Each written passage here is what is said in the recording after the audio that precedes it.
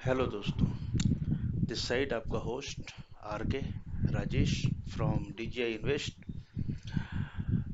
हमने बहुत सारे वीडियो पीछे पैच पहले बनाए हैं जिसमें हमने सीखा है रजिस्ट्रेशन कैसे करेंगे, ऑन बोर्ड कैसे करेंगे, ट्रेडर के जैसे रजिस्ट्रेशन कैसे करेंगे और कैसे हम म्यूचुअल फंड बाई कर सकते हैं। बट बाई करने के पहले मेरे दिमाग में एक बात ये आया कि क्यों ना आपको ये बताया जाए कि मेरे हिसाब से जो मेरी स्टडी कहती है उसके हिसाब से टॉप 5, 6 और 7 फंड ईच कैटेगरी में कौन कौन से हैं। कभी आप कोई इधर उधर के फंड सेलेक्ट कर लो, तो मेरी रिक्वेस्ट यही रहेगी कि आप कौन सा म्यूचुअल फंड आपको लेना है उसके बारे में थोड़ी स्टडी करें और उसके बाद आप फंड को सेलेक्ट करें।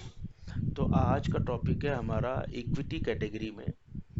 ये जितने सारे सब कैटेगरीज हैं, ईएलएसएस कैटेगरी है, फ्लैक्सी कैप कैटेगरी है, फोकस्ड कैटेगरी है, mid cap, value, large cap, small cap, multi cap, large and mid cap.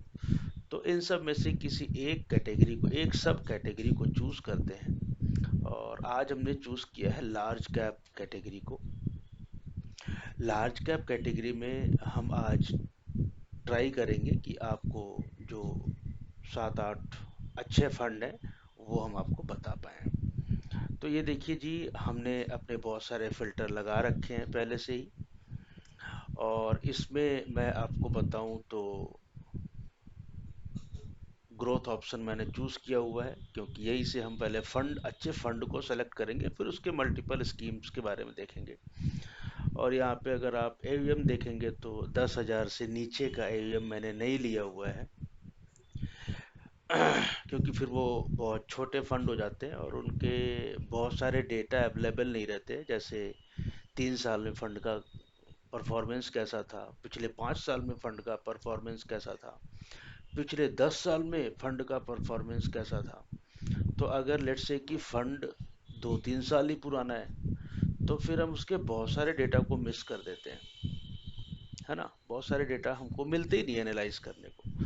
तो मैंने ये देखा है कि यहाँ पे मैंने ये कोशिश करी है कि ऐसे फंड जो बहुत पुराने हैं, जिनके ऊपर करोड़ों इन्वेस्टर का ट्रस्ट बना हुआ है, जिनका एएम बहुत अच्छा है।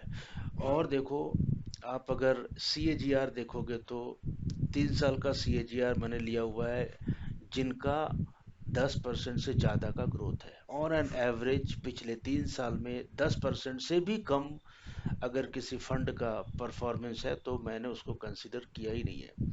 अल्फा का मतलब होता है कि अगर मार्केट 10% के रेट से चल रहा है तो उसमें एक्स्ट्रा एक्स्ट्रा वो फंड और कितना ग्रोथ दिखा रहा है, कितना एक्स्ट्रा ग्रो कर रहा है, कितना एक्स्ट्रा परफॉर्म कर रहा है।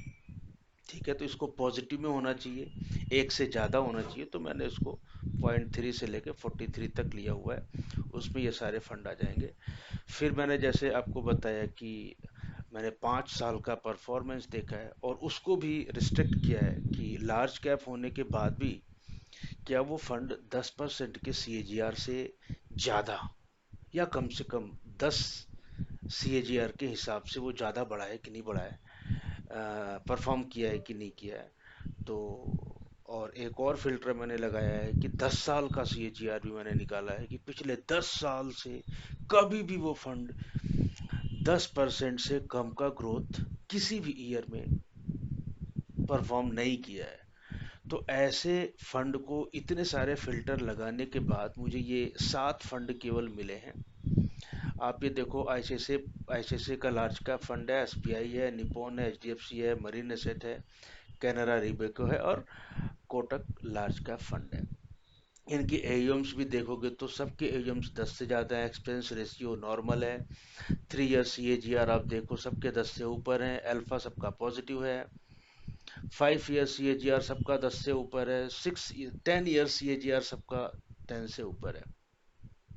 10 साल में अगर आप इसका परफॉर्मेंस देखोगे तो ऑन एन एवरेज 10 to 15 के बीच में आपको दिखाई देगा। तो जैसा मैं कहता हूँ कि लार्ज कैप का मतलब फंड लगभग 12 13% 14% 15% तक का आपको रिटर्न देना चाहिए ऑन एन एवरेज हर एक साल में।